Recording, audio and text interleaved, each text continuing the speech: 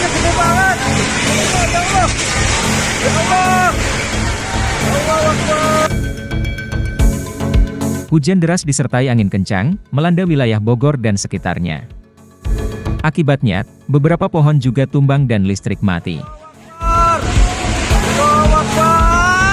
Pantauan Tribun, hujan deras dan angin kencang mulai mengguyur wilayah Bogor dan sekitarnya, pada pukul 13.30 waktu setempat.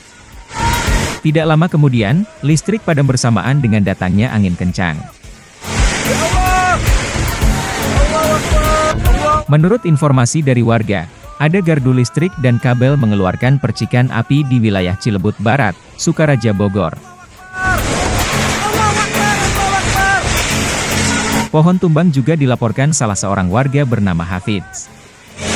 Lokasi pohon tumbang berada dekat perlintasan kereta api, tak jauh dari stasiun Cilebut. Mati listrik juga masih terjadi di wilayah Cilebut. Allahu Akbar. Wah, Allahu Akbar. Allahu Akbar. Allahu Akbar. Allahu Akbar. Anginnya gede banget. Ya Allah. Ya Allah. Allahu Akbar. Terima kasih sudah nonton. Jangan lupa like, subscribe, dan share ya.